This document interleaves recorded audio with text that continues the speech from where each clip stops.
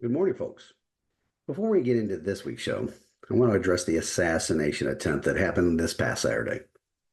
Ladies and gentlemen, we are up against pure evil. They tried demeaning the man, and his support grew. They tried impeaching the man, and his support grew. They tried jailing the man, and his support grew. Up until this past weekend, everything the left has tried has only resulted in support for President Trump growing. That left only one possible solution for them in their minds. They have determined that they must kill him so that they can stay in power. It will be interesting to watch how this story unfolds. A question for you in the audience, though, folks. What is the one group of people that have been perpetuators of gun violence? The lefties that love that term, don't they? Gun violence. Just which lefty group has been at the center of that in our nation lately? Well, they have predominantly come from members of the leftist created alphabet mafia. If the shooter has a manifesto, watch how long they will delay releasing it to the public. Just which of the three types of people we discussed today would the shooter belong to? Keep that in mind. Now, and as has become the norm over the past couple of weeks, we're going to start the show with the political disclaimer first. The following content is approved by Larry Linton for TN12, candidate for the GOP nomination for Tennessee House of Representatives, District 12. Larry Linton, Treasurer. There's a lot to get into this week, and it all has to do with the campaign. There's a little twist, though, on how it ties into a national organization, but I won't give too much away in this introduction. I spent a lot of time out and about in the Seymour area talking to voters. It has been a sheer pleasure getting to know these hardworking folks that are absolutely fed up with the way our government, both the county commission and the General Assembly, the way they have been performing, or not really performing, their jobs for the past few years. Which sort of bodes well for me this election cycle. My volunteers have been out and about in the community sharing my cards and flyers, which has generated a lot of direct feedback to me with texts, phone calls, and emails. I really appreciate the amount of support I'm getting this go around. If I win this election, my volunteers will have played the biggest part in the victory. I had the carpal tunnel release surgery on my left hand earlier this week, and my first session of physical therapy was done this past Friday. The whole team over at that office, as well as the surgical team, they are all top-notch professionals. It is really wonderful having the full use of both of my hands without them going numb and tingling anymore. The really disappointing thing that has happened over the course of the last week is that the number of campaign signs of mine that have gone missing, it's increasing at an alarming rate. I'm up to 13 signs missing at this point. And like I said previously, the petty larceny is being conducted by people with small minds, which also ties into today's show quite nicely, as you will find out. So let's get on with this week's episode of the Liberty, Leadership, and Lies podcast, where I will discuss the difference between a leader, a follower, and somebody that is just a puppet. So let's take a stand in the arena together again this week, folks, and get on with the show. Welcome to the Liberty, Leadership, and Lies podcast. On this show, we will discuss the assaults on our liberty by the very institution we the people created to secure our liberty. We will also compare and contrast the actions of people in leadership positions to the servant leadership that is needed to protect our God-given, constitutionally protected rights. Additionally, we will break down the many lies that elected and unelected officials in government and media spin every day in order to secure for themselves positions of power and influence that are antithetical to the system of government our founding fathers created and passed down to us. Your host on this program is Larry Linton, a 30-year veteran of the United States Navy who also runs his own leadership consulting company. He is also a candidate for the Republican Party's nomination to represent Tennessee's House District 12, which includes Gatlinburg, Pigeon Forge, Pittman Center, Wears Valley, Seymour, and parts of Sevierville, and most of Sevier County. So here is your host, Larry Linton. All right, getting back to the assassination attempt on Saturday, folks. What we witnessed in the aftermath of that was a true display of leadership. Shot, bloodied, and still imploring us all to fight on for our nation. President Trump exudes a quality that the left, as well as the establishment Republicans, cannot, and that is leadership. That is why they are hell bent. Excuse my language, but the commies are they always work me up. These commies are hell bent on getting rid of this man. They tried it politically, financially, through the court system, and they have been unsuccessful. They have used their dog whistles to whip up the weak minded people in one of the specially created subgroups to the point of violence and murder. They will leave no stone unturned and no play in the playbook unplayed to rid themselves of a true threat to their power. And that threat is Donald J. Trump and the America First movement. It is fortuitous that this week's topic is leadership. And in this week's show, we're going to dive into some questions that have a direct impact on my campaign for the GOP nomination for Tennessee House District 12, as well as tie into the assassination attempt. Let's start off by asking some questions. The first one is, what is a leader? Also, what makes a person a follower? And finally, what is a puppet? Not a literal puppet, but a person that is a puppet of leadership. As many of you may know, I've been at this leadership coaching bit for quite some time now.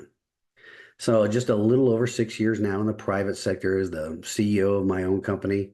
And add to that more than 20 of the 30 years I spent in the Navy while in various senior enlisted leadership roles, both in the submarine force and in the surface Navy. In both the Navy and the private sector, I did and still do a lot of one-on-one leadership coaching. But that happens only after I observe the group dynamics of these teams that I do coach, especially in the oil and gas industry with its completely different objectives from those I encountered in the Navy.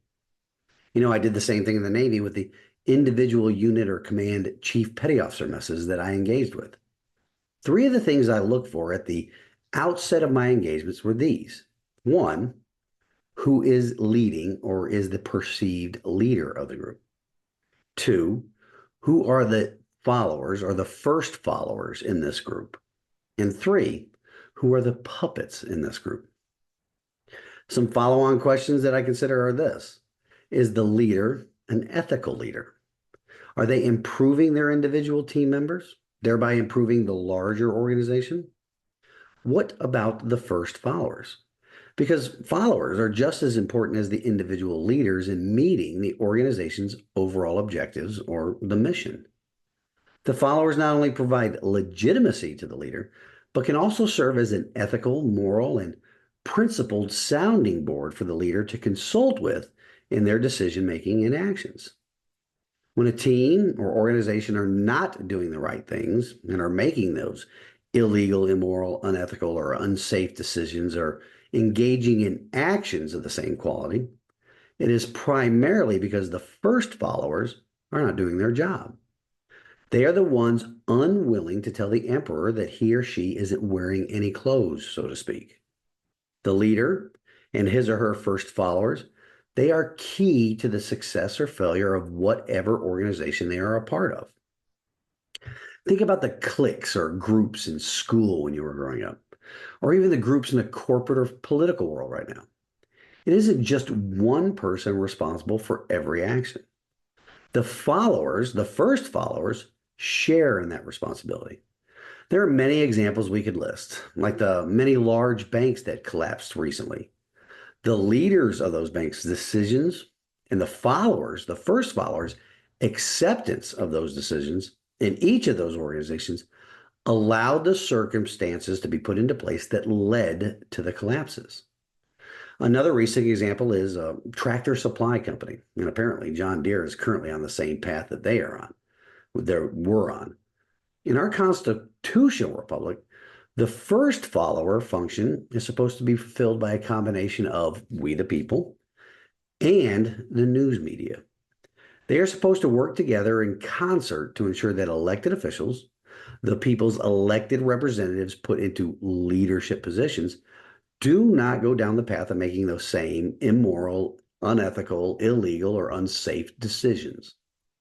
We have all been witness to the downfall of one of those first followers over the past few decades, the news media, because they are not performing their function, which is necessary to keep quote unquote leaders from making those bad decisions. I believe I talked about that before. The reasons behind why leaders and their first followers make those unethical or immoral decisions. Those reasons can be captured in the acronym SPAM: sex, power, alcohol, or drugs, and money. In the political realm, it is usually power or money, because those two categories get them access to the other two. Just think about it, folks.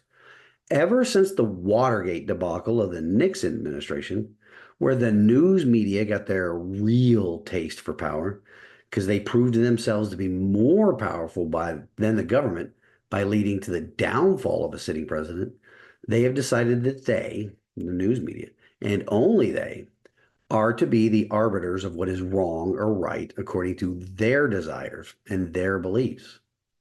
In the past decade, it's reached a frenzied stage with the Russian collusion and PP tape hoax, the quid pro quo hoax, the fine people on both sides hoax, and more recently with the insurrection hoax and the hush money hoax. The national news media has set themselves up at the top of the power pyramid in our constitutional republic. Their schemes are starting to be exposed, especially with their support of the lockdown and vaccine mandate era. And it has really reached a pinnacle with their obvious support and, yes, and cover up of a man that is suffering from a severe cognitive decline, one Joseph R. Biden. The consequences of their immoral and unethical decisions do not play any role whatsoever in their minds because they have become addicted to their spam. The national news media isn't the only large organization that has failed in their role as a first follower. There are several others that we could talk about for hours, days, weeks, or even months. One, though, that I really want to highlight in this week's show is the National Education Association and their state affiliate, the Tennessee Education Association. We'll get into them a bit later on. But before I do, I want to talk about another role played by members in a team or organization. That is the role of puppets. Another term for puppet is useful idiot. They are another component or type of person that is part of every organization. These puppets or useful idiots could be having their strings pulled by either the leader, or one of the followers, or even a group of the first followers. Often these puppets are the type of person that does not have a good moral compass that guides them, and often will do or say whatever they are told to, so long as they can stay with the group and not be ostracized. They do it so they can be close to the positions of power or have their seat at the lunch table with the cool kids. Now, in coaching these groups on leadership and leadership development, it was and is very important to identify those people because your message and your delivery of that message in training must be tailored differently to each of those three types of people, individually at first, then collectively as a team. It is no different in the world of politics, I'm finding out.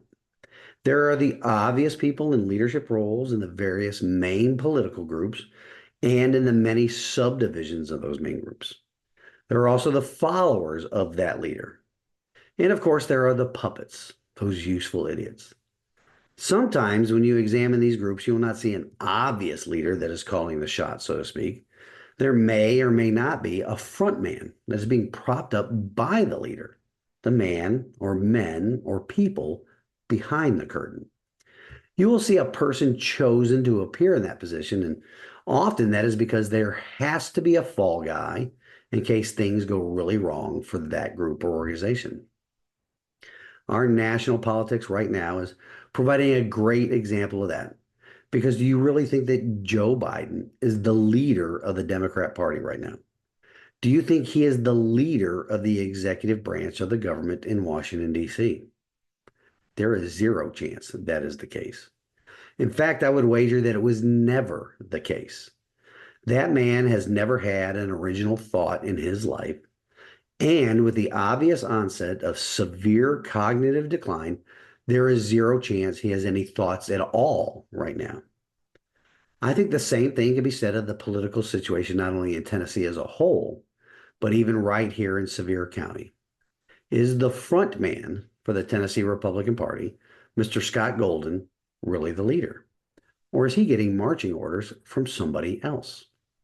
What about the chairman of the Sevier County Republican Party, Mr. Michael Hodges? Is he the leader of the party? Or is he getting marching orders from somebody else? Is that why he is afraid to meet with me? Are Golden and Hodges leaders, followers, or puppets? Something to think about, ladies and gentlemen. Another question to think about before we head into the first break.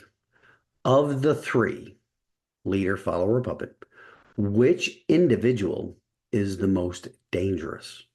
Well, I'm up against the first break of the show, folks, so I will see you on the other side where I provide you some insight and answers to those questions. We'll be right back.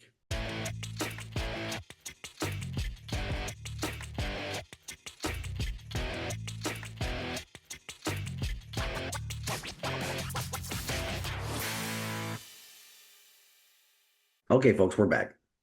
I hope you had a chance to think about that last question I asked. In an organization or team, or even politics, which type of person is the most dangerous? Is it the leader? Is it the follower, the first follower? Or is it the puppet? Some would say the leader because they are supposedly in charge, right? They dictate and direct the direction of the organization or government. They dictate the direction that it will travel in or govern in. The buck stops here type of person, right? Well, in rare instances, you may be right because history is replete with examples of those types of leaders, right? Especially if it is a charismatic person that is surrounded by yes men type first followers, in addition to having large numbers of puppets at their disposal. Hitler, Stalin, Mussolini, Castro, Mao, and many other dictators come to mind. Those were leaders without a moral compass that rose to power and then surrounded themselves with people that would not tell the emperor that he wasn't wearing any clothes. But how about right here in our constitutional republic, or even in the state of Tennessee? Do we have leaders like that, or have we had leaders like that? I don't believe so. We've had a series of frontmen, often elected to positions of power that did not have a moral compass, but were they the true leaders of that movement or that organization? Or were they mere puppets? Was somebody or a group of people behind the curtain pulling the strings? Does anybody that watches this show or listens to this podcast have any doubt that Joe Biden is not a puppet? I would argue that the puppets are the more dangerous of the three distinct types of people in an organization because a leader that was capable of critical thinking, along with the first followers, they would be aware of the precariousness of their situations. A truly wrong move by making an illegal, immoral, unethical, or unsafe decision would have some very personal ramifications. But for the puppet, those ramifications are never considered. As I mentioned before, they will say or do anything so they can maintain their position at the cool kids table, close to the center of gravity of the people actually in charge. They often do not consider the second, third, or even fourth order effects of any decisions or actions they make or take. They are informed by the actual people in charge on what decisions to make as well as what actions to take, either explicitly or implicitly. Zero consideration is given to anything other than being told what to do. I guess an extreme example of a puppet or useful idiot would be suicide bombers. Granted, there is some religious zealotry involved in that decision-making progress, but for the most part, those people are doing what they are told to do. The same thing could be said about the shooter in the assassination attempts. These people have been whipped into a frenzy by people in leadership positions, in this case, the current administration or regime, as well as the first followers in the mainstream media. The shooter did not care what the consequences of their actions would be, including his own death. Mindless. In fact, I bet that shooter thought he would be considered a hero in many people's eyes.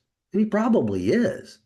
In my mind, a not so obvious, well, not so obvious to most people, but a not so obvious example of a puppet would be a cable TV news host, like Rachel Maddow, maybe. They go in front of large audiences. Well, not so large anymore because people are starting to see them for exactly what they are. But they go in front of large audiences and repeat what their handlers told them to say, often knowing it to be false. Just look at how some of the major cable, broadcast, and print news organizations covered the assassination attempt. They were live reporting that, quote, loud noises caused some confusion at President Trump's rally. Yep, like what everybody just saw with their own eyes was not an obvious assassination attempt. All of that in the previous segment leads me straight to the race for the GOP nomination right here in Tennessee's House District 12. Yep, the race that I am in right now.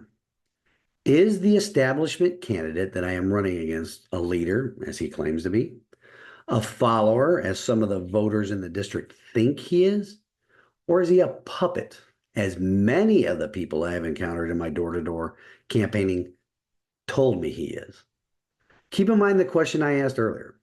Which of those three people are the most dangerous? The leader, the follower, or the puppet? So let me lay down some facts that back up my thinking that the establishment candidate is a mere puppet of a person, or more likely a puppet of a group of people working behind the curtain. The people that live here in Sevier County, well, we're some freedom-loving people. We don't want the government telling us we cannot have our guns. Like a vast majority of Americans, we love our constitutionally protected right to keep and bear arms and would not tolerate efforts to legislate away that very same right. Groups in the volunteer state like Voices for a Safer Tennessee are big-time donors to politicians and political action committees. That organization, Voices for a Safer Tennessee, have statements on their website such as, quote, gun violence is the #1 killer of children in Tennessee, taking more lives than car accidents, which has already been debunked numerous times because they lump 18 and 19-year-olds into that statistic. And those 18 and 19-year-olds are often members of violent gangs in Democrat-run cities. They are trying to push the false narrative that these deaths of children are happening in school shootings. Another statement they use is this, quote, in an average year, 1,398 Tennesseans, children and adults alike, lose their lives to gun violence. Well, a lot of those are suicides. But never mind that fact. It is our guns they are after. Voices for a Safer Tennessee states that they are a nonpartisan, statewide coalition dedicated to prioritizing firearm safety, and here it is, advocating for pragmatic firearm laws, which is a new term associated with common sense gun laws. But they advocate for laws to make communities across Tennessee safer, blah, blah, blah, blah, blah. In other words, they don't want us, any of us, to have the right to keep and bear arms as guaranteed in the Constitution. A vast majority of Sevier County residents also don't want the government taking our tax dollars and then turning around and using our own money, those tax dollars, and try to bribe us with it to purchase something called education freedom from their wholly controlled institution of public education. Heck, the people in Sevier County don't even have very many options for private schools if they did want to accept the bribe money. There are only 5 private schools here in Sevier County. So if the school voucher scheme had passed, only a few people would be able to apply for the bribe money, while the residents in the rest of the county and around the state would be footing the bill for those schools. Never mind that the government strings that are always attached to government money. And that would end up turning those private schools into mirrors of the government-controlled and poorly performing public schools. And the danger posed in that legislation to homeschool parents under such education freedom schemes, it's never considered. Among the groups that lobby or donate money to political action committees to advocate for more government control over private schools and homeschoolers, as well as wanting the government to bribe the citizens with their own money, are Tennessee Federation for Children and Team Kid PAC. Those two groups in turn donate money to political action committees like the Lamberth PAC, which is controlled by Tennessee House Majority Leader William Lamberth. A vast majority of parents of school-age children here in Sevier County also do not like the woke garbage that is sneaking into those same government schools. Agendas pushed by national teacher unions like the National Education Association and its state affiliated Tennessee Education Association. Most East Tennesseans also disapprove of efforts from organizations like TN Advocates for Early Learning, the Political Action Committee arm of Tennesseans for Quality Early Education. That group is one of those organizations pushing for more mental health counselors in public school. We've seen the debacle with those types of groups over in Jefferson County, right next door. These counselors are part of the problem with pushing their woke gender identity ideology in public schools across the state. The addition of these mental health professionals with these woke agendas to an institution that should solely be focused on educating children in math, science, English, reading, and history, and other topics necessary to receive a diploma after 12 years, has only exacerbated the mental health problems in our children. They are also tools that the left uses to data mine our children, as well as data mine the children's parents. As I said, they are a contributor to the mental health crisis in school-age children in Tennessee and around the country. The exact opposite of what is being sold to the public. So far, I've listed a few organizations that are definitely not conservative and involved in the political machinations right here in the state of Tennessee. Let's go over them again for some clarification. Please write the names of these groups down. There may be some homework later, especially for the residents of Tennessee House District 12. Here we go. Voices for a Safer Tennessee, one of the common sense gun laws advocacy groups that want to limit our right to keep and bear arms. Voices for a Safer Tennessee has donated money to the Lamberth PAC, Team Kid PAC, and Tennessee Federation for Children, school voucher scheme supporters, Tennesseans for Quality Early Education, and the Tennessee Education Association, purveyors of the woke garbage in government schools. All of those that I just listed, either indirectly through PAC money, funneled through the Lamberth PAC, or directly through their endorsement, support the establishment candidate here in House District 12. Now, a leader, they would know which organizations to accept support from that also reflect East Tennessee and Sevier County values. A puppet would accept any and all support if they are told to do so by their puppet masters. Again, which type of person is more dangerous? Leader, follower, or puppet? If the puppet is elected, everybody's liberty in District 12, as well as the entire state of Tennessee, will be at risk because the puppet will do anything the so-called leaders tell them to do, either explicitly or implicitly. Now, I'm going to take a break right here and come back with the closing of the show and God's words. We'll be right back.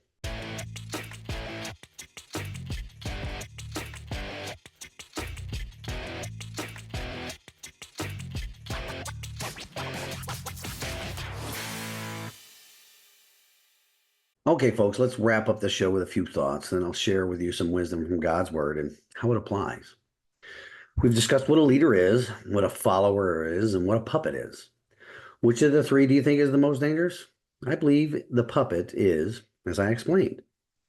The voters that will decide the contest for the GOP nomination here in Tennessee House District 12 have a distinct choice between a leader with bona fides that include 30 years of military service and 6+ years of corporate leadership to back him up.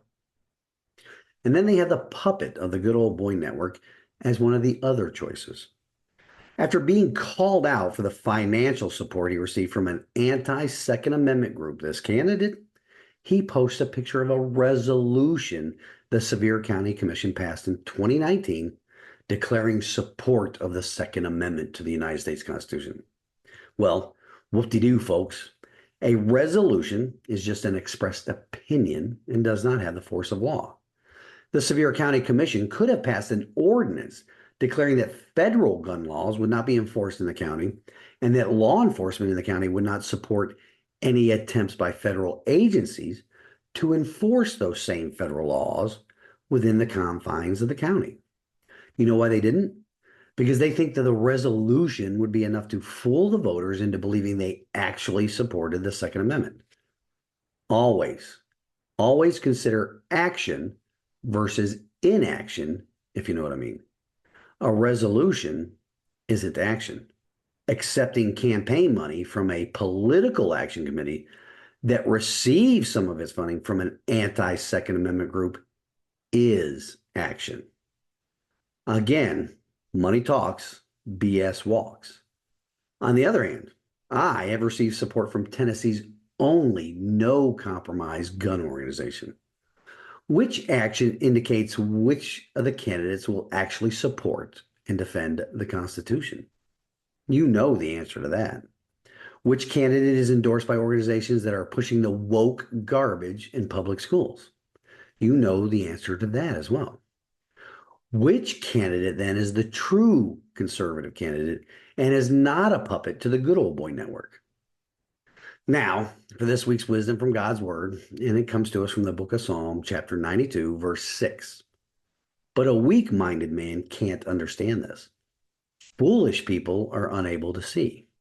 There are plenty of foolish people out there that are uninformed voters, people that do not take the time to properly vet every candidate.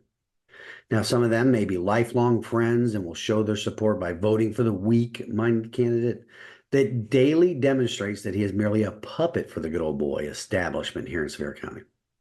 Thankfully, though, there are plenty more people out there this election cycle that are doing their due diligence. I'm answering numerous emails, texts, and social media messages each day asking for my view on a number of topics. After nearly every encounter, I receive the greatest word of encouragement one can get in a campaign. You've got my vote. I'm so thankful for the people that have taken the time to actually investigate the candidates this election cycle. I'm even more thankful for the citizens that are waking up to the fact that we do have a good old boy network and their puppet on one side of the equation during this primary election. I just pray that there are more of the latter two groups than there are of the foolish people group. Well, that's it for this week, folks. Before I go, though, I'd ask that you all pray for President Trump and pray that the violence against this man would come to an end. But until it does come to an end, each and every one of us have to keep our heads on a swivel, too. Violence is the favorite tool of the puppets, the weak-minded, and the foolish people. Once again, folks, here in House District 12, I'm asking you all to take a stand in the arena with me. Early voting is already underway and Election Day is not far off. Together, we can do this. We can wrest control of our government from the good old boy network, the establishment Republicans, and their cohorts, the commies. Until next week, reveille, it's time to wake up.